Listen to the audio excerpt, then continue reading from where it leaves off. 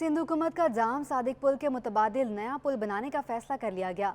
वज़ीर सिंध मुराद अली शाह का world bank के कंट्री डायरेक्टर के साथ वीडियो लिंक में इजलास में बातचीत हुई। कराची मोबिलिटी प्रोजेक्ट के तहत जाम सादिक पुल की बहाली की मंजूरी दे दी गई। इजलास में प्रॉपर्टी टैक्स कलेक्शन महकमे बल्दियात को देने का फैसला किया गया।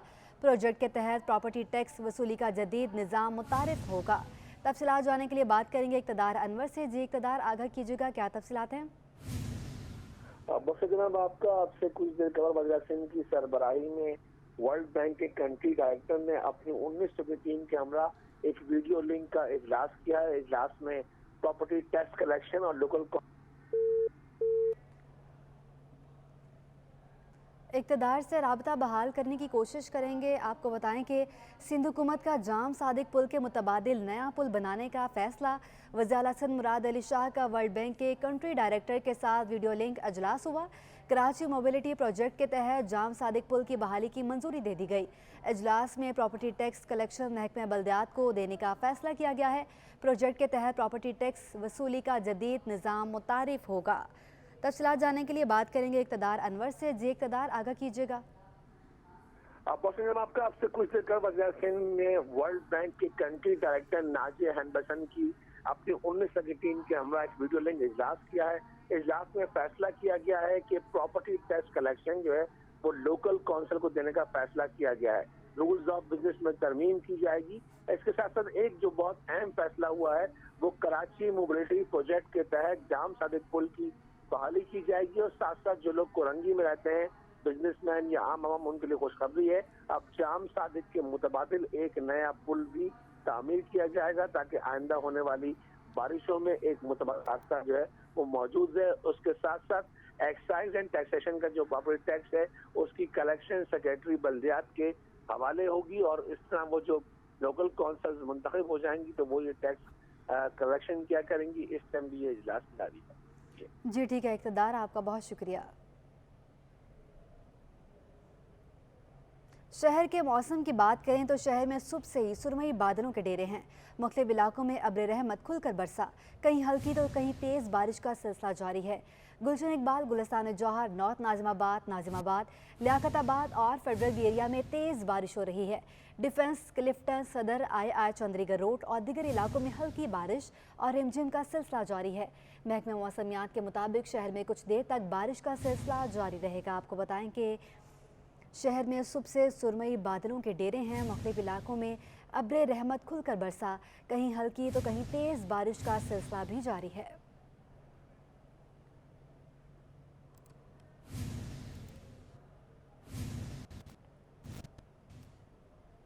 कराची में सुबह से अब तक कहां कितनी बारिश हुई, महकमा मौसमियात ने सुबह से लेकर 11 बजे तक के अदाद-ओ-शुमार जारी कर दिए हैं। सबसे ज़्यादा बारिश सुजानी टाउन में 10 मिलीमीटर रिकॉर्ड हुई। मज़ीद तफसीलात के लिए बात करेंगे आदिया नाज से। जी आदिया, बताएगा बाकी के इलाकों में कितने मिलीमीटर रिकॉर्ड की गई है बारिश? बिल्कुल, शहर कायद में जो सुबह सवेरे बारिश हुई है उसने कराची के मौसम पर खासे असरात मुरतब किए हैं और वो जो गर्मी की कैफियत है वो शहर से ख़त्म होती हुई नज़र आ रही है। ठंडी हवाओं का सिलसिला शहर में जारी है। जनूब मगरबी सिंध से हवा जो है वो तकरीबन 10 नॉटिकल माइल की रफ्तार से चल रही है। आदाद शुमार भी महकमा मौसमात की जानिब से जारी किए गए हैं जो कि सुबह 8 बजे से लेकर दोपहर 11 बजे तक के आदाद शुमार हैं। सबसे ज़्यादा बारिश जो है वो सुजानी टाउन में रिकॉर्ड की गई है जहाँ 10 मिलीमीटर बारिश जो है वो हुई है। इसके अलावा दीगर इलाकों के जो हैं आदाद शुमार वो भी जारी किए गए हैं। कोरंगी में भी बारिश जो है वो रिकॉर्ड की गई है। तकरीबन 2 मिलीमीटर बारिश जो है वो कोरंगी में हुई है। DHA फेज़ 2 में 1.5 मिलीमीटर बारिश जो है वो रिकॉर्ड की गई है। इसी तरह जिना टर्मिनल और दीगर जगहों पर भी बारिश जो है वो हुई है। महकमा मौसमियात का इस हवाले से बताना है कि कराची में ये जो आज सुबह बादल बरसे हैं ये ताहाल शहर के फ़ज़ा में मौजूद हैं और दोपहर या शाम में ये एक मरतबा फिर बरसने का सबब बन सकते हैं। ये सिलसिला जो है वो आज तो रहेगा, आज दोपहर में भी हो सकती है, शाम में भी हो सकती है, रात में भी ये सिलसिला जो है वो जारी रह सकता है। और रात को वैसे ही प्रेडिक्शन है 22 तारीख की रात तक जो है वो सिंध में एक नया सिस्टम दाखिल हो रहा है बहरा अरब से बारिश का, और वो सिस्टम जो है वो इतना शदीद होगा कि सिंध में बहुत ज़्यादा तेज़ बारिशें होंगी, लेकिन कराची में 24 तारीख से बारिशों का सिलसिला जो है वो शुरू हो जाएगा। तो महकमा मौसमियात का बताना है कि जो सिस्टम अभी कराची में मौजूद है इसी के साथ दूसरा सिस्टम आकर मिल जाएगा जो कि तेज़ बारिशों का सबब बनेगा और 24 और 25 तारीख को कराची में तेज़ बारिश हो सकती है। 26 तारीख तक ये सिलसिला जारी और सारी रह सकता है। है। जी ठीक है आद्या, आपका बहुत शुक्रिया। लोड शेडिंग की बात करें तो शहर में लोड शेडिंग के दौरानिये में कमी ना आ सकी कि इलेक्ट्रिक के जानिब से रात गए लोड शेडिंग ना करने के दावे भी धरे के धरे रह गए हैं। मुख्तलिफ इलाकों में रात गए बिजली की आंख मचोली का सिलसिला भी जारी रहा। तफसीलात जानने के लिए बात करेंगे हबीब खान से जो इस वक्त वहां पर मौजूद हैं। जी हबीब, बताएगा क्या सूरत हाल है लोड शेडिंग की? बिल्कुल, देखें शहर में लोड शेडिंग की सूरत हाल में बेहतरी नहीं आ सकी है और शहर के अगर मुख्तलिफ रिहायशी इलाकों के हवाले से बात करें तो इस वक्त 3 से 10 घंटे तक की जो लोड शेडिंग है उसका सिलसिला जारी है। लेकिन शहर में के इलेक्ट्रिक की जानिब से दावा किया गया था कि रात गए शहर में किसी भी इलाके में जो है वो लोड शेडिंग नहीं की जाएगी, उसके बावजूद रात गए शहर के मुख्तलिफ इलाकों में बंदिश का सिलसिला जो है वो जारी रहा। जबकि अगर बात करें गुलस्तान जौहर, गुलशन इकबाल, मलीर और शाह फैसल कॉलोनी के इलाकों की, तो यहाँ पर रात गए मुख्तलिफ औकात कार में जो है वो हर थोड़ी देर में लाइट की बंदी आँख मचोली का जो सिलसिला है वो जारी रहा। कहीं 1 घंटे तो कहीं 1.5 घंटे इस वक्त जो है लोड शेडिंग का सिलसिला जारी है। जबकि दिन के औकात में मजमूई तौर पर 10 घंटे तक की जो है वो बंदिश की जा रही है। इसमें तमाम तरही इलाके शहर के मुतासिर हैं और शहरियों का यही कहना है कि इस वक्त के इलेक्ट्रिक की जानिब से जो इस वक्त वादा किया गया था कि रात के औकात में लोड शेडिंग नहीं की जाएगी, उसके बरक्स शहर में इस वक्त भी बदतरीन लोड शेडिंग का सिलसिला जारी है। और सिर्फ यही मुतालबा करेंगे कि कराची में इस वक्त जो बिलों की अदायगी है वो उस वक्त ज़्यादा से ज़्यादा बिल भेजे जा रहे हैं, लेकिन उसके बावजूद लाइट जो है वो शहर में कई घंटे गायब रह रही है। तो शहरियों का हुकूमत से ये मुतालबा है कि इलेक्ट्रिक को बिजली की तरीके के लिए पाबंद बनाए। ठीक है हबीब, आपका बहुत शुक्रिया। मुहर्रमुल हराम में अज़ादारान हुसैन को बलदाती सहूलियात की फ्राहमी और अमन व अमान की सूरत हाल को बरकरार रखने के लिए डिप्टी कमिश्नर एडमिनिस्ट्रेटर बल्दियावसी ताहा सलीम की ज़ेर सदारत इजलास मुनाकिद हुआ है, जिसका अहवाल जानते हैं deputy commissioner administrator district central ताहा सलीम के हमरा मौजूद हैं हमारे नुमाइंदे रिजवान अहमद से। जी रिजवान, आगाह कीजिएगा। बिल्कुल, मुहर्रमुल हराम की आमद है और इस सिलसिले में कराची की जो ज़िलाई हुकूमतें हैं वो तैयारियों के हवाले से मुख्तलिफ इजलास तलब कर रही हैं, जिसमें उलमा और मशाइख को तलब किया जाता है और उनकी जो बाहिमी मुशावरत से तमाम इंतज़ामात को हतमी शक्ल दी जाती है। डिस्ट्रिक्ट सेंट्रल में भी इस सिलसिले में अब से कुछ देर कबल एक इजलास मुनक्किद हुआ है जो कि एडमिनिस्ट्रेटर व डिप्टी कमिश्नर ताहा सलीम की ज़ेर सदारत हुआ है। इनसे ही मज़ीद जानते हैं। सर फरमाइएगा, इस मरतबा जो मुहर्रमुल हराम की आमद है वो थोड़ा सा डिफरेंट है क्योंकि मानसून का मुख्तलिफ स्पेल आ चुके हैं, बारिशें हो रही हैं, तो किस तरह जो है मैनेज करेंगे, किस तरह जो है आप फैसिलिटेट करेंगे इन अज़ादारान को? जी बहुत बहुत शुक्रिया कि आप मौका देते हैं। हमारी आज सेकंड फॉलोअप मीटिंग हुई है। इससे पहले हमारी ईद से पहले हुई थी मीटिंग, जिसमें हमने उलमा को बुलाया था, उनके मसले सुने थे, उस पर कुछ काम किया। तो आज हम फॉलोअप के लिए बुलाया था और बड़ी अच्छी मीटिंग रही। और बिल्कुल आपने जैसे कहा कि बारिशों का भी सीज़न है और चीज़ें उस तरह से हैं। पहले इलेक्शन भी थे तो वो अब मुलतवी हो गए, तो अब ज़्यादा बेहतर तरीके से हम कंसंट्रेट करके मामला हल कर सकते हैं। हमारी कोशिश ये है कि जो मुतालबात जायज़ होंगे उनको हम हल करें, जिसमें रोड कारपेटिंग होगी, लाइटिंग होगी, सफाई होगी, उन सब के, ताकि अज़ादारों में और बल्कि जो जुलूस निकलते हैं उसमें बहुत बेहतर तरीके से इसको। अच्छा, ये भी बताइएगा कि मुख्तलिफ मकामात पे बारिश का पानी जमा हो जाता है और ख़ास तौर पे अगर बात की जाए रोड कारपेटिंग की तो बारिश के दौरान वो नहीं की जा सकती, तो क्या ये जो आपने इजलास किया है उसमें जो दीगर उलमा थे, मशाइख थे, वो इस बात पे एग्री किया है उन्होंने कि अगर मूवेबल रास्ते बनाए जाएंगे तो वो उनके लिए काबिल कबूल होंगे? जी हमारे उलमा भी इस चीज़ को समझते हैं और लोग समझते हैं कि अगर बहुत ज़्यादा बारिश है या बारिश की प्रिडिक्शंस हैं तो हम रोड कारपेटिंग नहीं कर सकते और वो सरकार का पैसा ज़ाया होता है। तो उसको मद्देनज़र रखते हुए ये बिल्कुल एग्रीड हैं। लेकिन हम भी ये देख रहे हैं कि जब भी हमें स्पेल ऐसा मिल जाए ब्रेक का कि जिसमें 7-8 दिन हमें मिल जाए, उसमें हम भरपूर कोशिश करेंगे जितना हम काम निपटा सकते हैं हम निपटाएं, लेकिन मोटरेबल हमारी चीज़ को कर दें। नहीं, बिल्कुल ताहा सलीम कह रहे थे कि इस मरतबा कोशिश होगी कि नामसाइद हालात के बावजूद जो है वो बेहतर अंदाज में ये मुहर्रम के इंतजामात को। रिजवान, आपका बहुत शुक्रिया। दुआ ज़ारा केस में ज़हीर अहमद ने मुसल्लह मशकूक अफराद की जानिब से धमकियों का दावा कर दिया। सिटी कोर्ट थाने में दरख्वास्त के बाद सिंध हाई कोर्ट में सिक्योरिटी की दरख्वास्त भी दायर कर दी है। अदालत ने सूबाई और वफाकी हुकूमतों को नोटिस जारी करते हुए 29 जुलाई तक जवाब तलब कर लिया है। तफसीलात जानेंगे बिलाल अहमद से। जी बिलाल, आगाह कीजिएगा। जी, दुआ जहरा केस में आज बड़ी पेशरफ्त हुई है। 2 आइनी दरखास्तों की समाअत सिंध हाई कोर्ट के जज जस्टिस मोहम्मद इकबाल कलोड़ो की सरबराही में 2 रुकनी बेंच ने की है। दोनों दरखास्तें ज़हीर अहमद और उसके भाई की जानिब से दायर की गई। पहली दरखास्त ज़हीर की जानिब से सिक्योरिटी तहफ़्फ़ुज़ात से मुतल्लिक थी, जिसमें ज़हीर ने एक बड़ा दावा किया है कि कल सिटी कोर्ट में पेशी के दौरान ज़हीर को कुछ नामालूम अफराद जो कि मुसल्लह थे उन्होंने थ्रेट्स किया है। इस सिलसिले में ज़हीर ने सिंध हाई कोर्ट में वो दरख्वास्त भी लगाई है जो कि SHO थाना सिटी कोर्ट को पेश की गई थी, जिसमें ये कहा गया था कि बाज़ मशकूक अफराद ने जो कि मुसल्लह थे उसे धमकाने की कोशिश की। इस दरख्वास्त में अदालत ने वफाकी सेक्रेटरी दाखिला सिंध, इसके अलावा IG सिंध और जो तहकीकाती ऑफिसर हैं इस केस के, उनको 29 जुलाई के लिए नोटिस जारी किए हैं और उनसे जवाब तलब कर लिया है। आज दौरान समाअत ज़हीर अहमद की जानिब से आमिर न्याज एडवोकेट पेश हुए और उनका ये कहना था कि उनके वक्ल पहले से ये कहते चले आ रहे हैं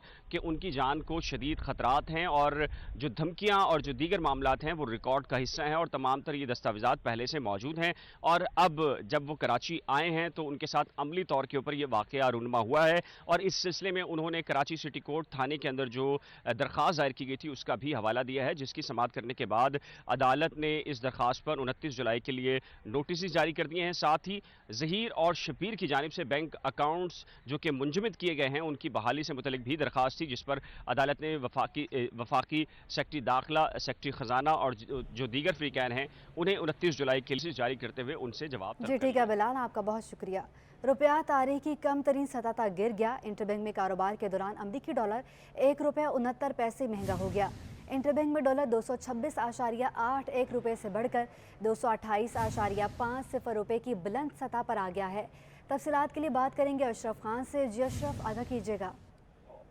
जी रवा हफ्ते रुपए पर शदीद प्रेशर देखा जा रहा है। आज भी रुपया तारीख की कम तरीन सतह तक गिर गया है। एक दिन में इंटरबैंक में अमरीकी डॉलर ₹1.69 से महंगा हो गया। 228.50 की बुलंद तरीन सतह कायम कर दी है। रवा हफ्ते अब तक अमरीकी डॉलर ₹17.55 से महंगा हो चुका है। और साथ ही ये जो रिपोर्ट आई है सामने की नई हुकूमत आने के बाद 3 माह 14 रोज में डॉलर ₹46.48 महंगा हो चुका है, जो कि 12 अप्रैल 2022 को इंतजार में डॉलर ₹182.2 पे था। और बैरूनी कर्ज की मद में जो इस हफ्ते में जो 38 crore 90 lakh dollar state bank ने अदायगी की है, जिसके बाद स्टेट बैंक के ज़खायर मजीद घटकर 9 अरब 25 करोड़ डॉलर रह गए, जिससे कंसर्न देखा जा रहा है, जिससे रुपया के दबाव मजीद बढ़ रहा है। साथ ही माली साल 2022 में मजमूई दरामदी बिल जो है 42% इजाफे के 80 अरब डॉलर के रिकॉर्ड सतह पे पहुंच गई, जो कि ये भी कंसर्न देखा जा रहा है क्योंकि तिजारती खसारा बढ़ा है। साथ ही करंट अकाउंट खसारी की वजह से रुपये पर शदीद प्रेशर देखा जा रहा है। जी ठीक है अशरफ, आपका बहुत शुक्रिया। जमात इस्लामी कराची के अमीर हाफिज नईमुर रहमान ने इलेक्शन कमीशन के तर्जुमान के बयान की शदीद मजम्मत की है। कराची में बल्दियाती इंतखाबात मुलतवी होने पर इलेक्शन कमीशन के दफ्तर के बाहर एहतजाज करके वहीं आइंदा का लाहे अमल तय किया जाएगा। इलेक्शन कमीशन ने MKM के साथ मिलकर जो काम किया वो शर्मनाक है। कराची में बल्दियाती इलेक्शन मुलतवी होने पर जमात इस्लामी ने भी एहतजाज का ऐलान कर दिया। इदारा नूर हक में प्रेस कॉन्फ्रेंस करते हुए अमीर जमात इस्लामी हाफिज नईमुर रहमान का कहना था कि इलेक्शन कमीशन के तर्जुमान ने जमात इस्लामी पर इलेक्शन मुलतवी कराने का जो इल्ज़ाम लगाया है इसकी शदीद अल्फाज में मजम्मत करते हैं। अगर इलेक्शन कमीशन ने इल्ज़ाम पर माफ़ी ना मांगी तो हम जमहूरी कानूनी रास्ता अख्तियार करने का हक महफूज रखते हैं। वो वोटर लिस्ट को दुरुस्त नहीं कर सके, वो ROs की जो निशानदही की गई उनको ठीक नहीं कर सके। पूरा अमला इलेक्शन कमीशन का इस वक्त हुकूमत के समझ लें पेरोल वाले लोगों पर मुश्तमिल है, उस पर तो उन्होंने कुछ भी नहीं किया। सियासी एडमिनिस्ट्रेटर का तकर्रुर हुआ है, उस पर उन्होंने कुछ भी नहीं किया, लेकिन उनको परेशानी लाभ हो गई, उनको भी जमात इस्लामी से परेशानी लाभ हो गई। हाफिज नईमुर रहमान का मजीद कहना था कि कराची समेत सिंध भर में बल्दियाती इलेक्शन के दूसरे मरहले के इंतखाबात मुलतवी करने पर MKM और इलेक्शन कमीशन का गठजोड़ है। हम इस शर्मनाक काम की मजम्मत करते हैं। इलेक्शन मुलतवी करने पर इलेक्शन कमीशन दफ्तर के बाहर एहतजाज और आइंदा का लाए अमल भी तय किया जाएगा। इलेक्शन कमीशन ने MKM के साथ मिलकर जो काम किया है उसमें उसको दीगर पार्टियों की, हुकूमती पार्टी की जो है वो आशीर्वाद यकीनन हासिल होगी। उसके साथ मिलकर जो काम किया है वो बहुत ही अफसोसनाक है, शर्मनाक है। अमीर जमात इस्लामी का कहना था कि बल्दियाती इंतखाबात कराची के अवाम की जिंदगी और मौत का मसला है। हम इलेक्शन कमीशन से कहना चाहते हैं कि आप सियासी जमातों के साथ मिलकर कौम की आंखों में धूल झोंकने की मुसलसल कोशिश कर रहे हैं, जिसमें आप नाकाम होंगे। जुनेद फिरोज, सिटी 21। एक दफ़ा फिर रुख करें शहर कायद में होने वाली बारिशों का, तो शहर कायद में बारिश की तबाहकारियों के दादोशुमार सामने आ गए। बारिशों के दौरान 25 अफराद जाँ बहक और 9 से ज़ायद मुख्तलिफ हादसात में ज़ख्मी होकर अस्पताल पहुँच गए हैं। महकमा सेहत सिंध ने सिविक सेंटर, पॉलीक्लिनिक में मॉनिटरिंग सेंटर कायम कर दिया है। हमारे नुमाइंदे इरफान अब्बासी इस वक्त डायरेक्टर हेल्थ कराची हमीद जमानी के साथ ही मौजूद हैं। उनसे तफसीलात हासिल करते हैं। जी इरफान, आगाह कीजिएगा, उनका क्या कहना है। जी बिल्कुल, महकमा शायद सिंध की जानिब से 25 तारीख तक जो है वो बारिशों की जो पेशन गोई की गई है, महकमा मौसमियात की जानिब से उसके पेश नज़र एमरजेंसी भी लगाई गई है और तमाम अस्पतालों को इंतजामात मुकम्मल रखने की हिदायत की गई है। इसके अलावा गुज़िश्ता दिनों जो बारिश हुई थी इसके दौरान हेल्थ डिपार्टमेंट से जो इदाद शुमार मिले उसके मुताबिक तकरीबन 25 अफराद जो हैं वो जहां भाग हुए। इस हवाले से मेरे साथ director health Karachi doctor Hameed Jumani sahab मौजूद हैं, इनसे बात करेंगे। 25 जो डेथ्स हुई हैं वो मुख्तलिफ़ कैटेगरीज़ में हैं, कुछ 2-3 जो है ड्राउनिंग हैं और मैक्सिमम जो केसेस हैं वो इलेक्ट्रिक करंट के हैं। और उसके एहतियात के हवाले से ऑलरेडी काफ़ी अलर्ट जो है हेल्थ डिपार्टमेंट की तरफ से न्यूज़पेपर्स में और हर जगह टीवी चैनल्स पे आ चुके हैं। वो उसकी ज़रूरत इस बात की है कि उसको इलेक्ट्रिक करंट से अपनी फैमिली और अपने बच्चों को एहतियात के लिए उनको बोला जाए कि वो एहतियात करें।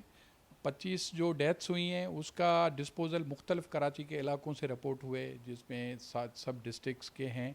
बिल्कुल, डॉक्टर साहब का कहना है कि वज़ीर सेहत सिंध और सेक्रेटरी हेल्थ की ख़ास हिदायत के ऊपर सिविक सेंटर के अंदर एक मरकज़ी कैंप बनाया गया था, जहाँ पर जो एम्बुलेंसेस थी उनसे भी राब्ते में थे और अगर खुदा न खास्ता कहीं हादसा होते तो ऐसी सूरत में फ़ौरी इमदाद फराहम की जा रही थी। ताहम ज़रूरत इस बात की है कि अगर बारिश होती है कराची शहर के अंदर मज़ीद तो लोगों को चाहिए कि वो एहतियात करें गैर ज़रूरी तौर पर। जी आपका बहुत शुक्रिया।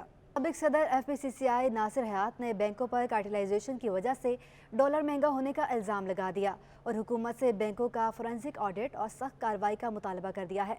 नासिर हयात ने यह भी सवाल उठाया कि 210 पर डॉलर नहीं मिलता पर 2 घंटे बाद 220 पर कैसे मिल जाता है। तफसीलात जानने के लिए बात करेंगे अशरफ खान से। जी अशरफ, आगाह कीजिएगा। मुल्की माशी सूरत-ए-हाल पर सनअतकार हो, ताजिर हो, हर कोई परेशान है। रुपए की कदर में तेज़ी से कमी से मुल्की मईशत ख़तरनाक दोराए पे पहुँच गई। यहाँ पे FPCCI के साबिक सदर नासिर हयात हमारे साथ मौजूद हैं।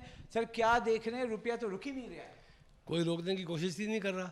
देखिए, ये बैंकों ने कार्टेल बनाया है, ये बैंकों की वजह से ही सारा हुआ है। जैसे कि आज से 4-5 महीने पहले टी बिल्स में उन्होंने कार्टेल बना के 2% एक्स्ट्रा पे हमारी टी बिल्स का एक्शन किया था, उनके खिलाफ कंप्लेन भी हुई थी। तो जब तक ये कार्टेल नहीं टूटेगा और इनका एक फोरेंसिक ऑडिट नहीं होगा, डॉलर की कमी ज़रूर होगी, लेकिन इतनी नहीं है कि 12 बजे डॉलर 210 है, 2 घंटे बाद कहते हैं डॉलर नहीं, और 2 घंटे बाद डॉलर 220 में आ भी जाते हैं। ये सारा काम अपनी जगह जो तकलीफ़ है उसके बावजूद असल इस मौके का फ़ायदा बैंक उठा रहे हैं।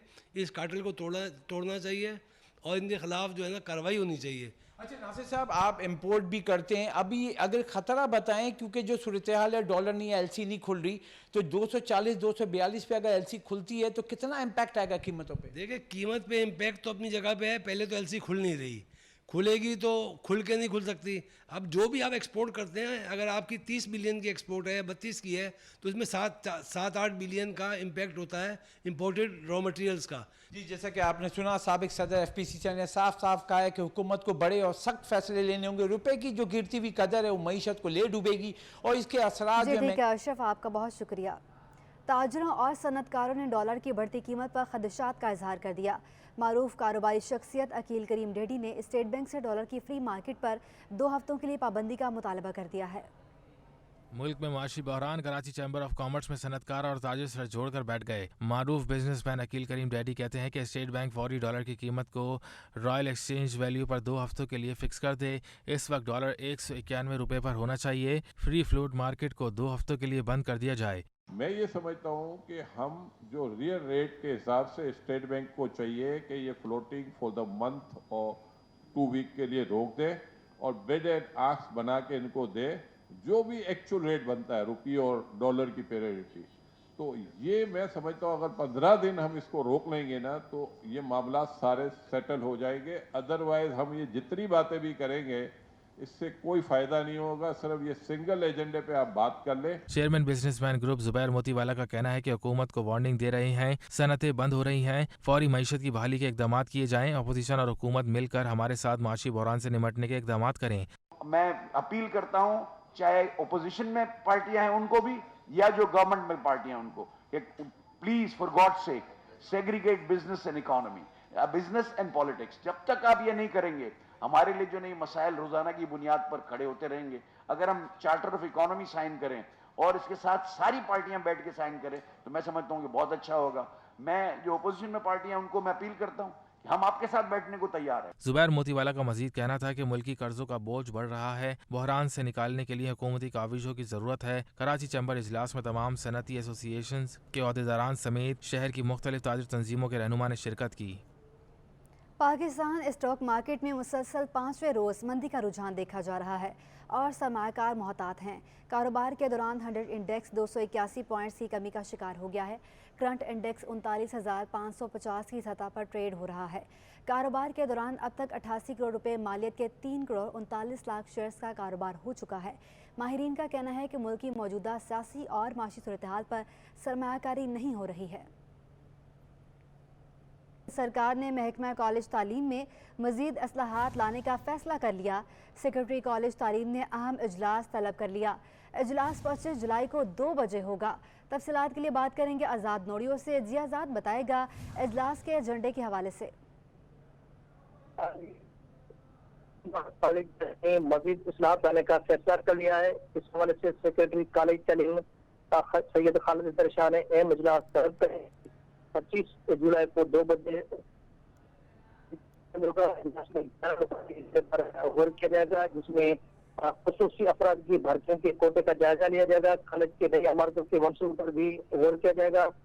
इसके साथ साथ कॉलेज के लिए नई फैकल्टी की खरीदारी के लिए नई प्लानिंग की जाएगी। कॉलेज में ऑनलाइन पॉलिसी गौर किया जाएगा। इसके साथ एकेडमिक प्लान का भी जायजा लिया जाएगा। तलबा की ऑनलाइन हाजिरी पॉलिसी पर भी गौर किया जाएगा। उसके अलावा ऑनलाइन एडमिशन BS पॉलिसी पर भी गौर किया जाएगा। लगती है बढ़ाने के हवाले से भी हुकूमत अमली बनाई जाएगी। इस 11 नुकाती एजेंडे पर गौर करने के बाद अहम फैसले भी इस इजलास में मुतवक्किल हैं। जी ठीक है आज़ाद, आपका बहुत शुक्रिया। और इसी के साथ ही न्यूज़ स्टूडियो से फिलहाल इतना ही।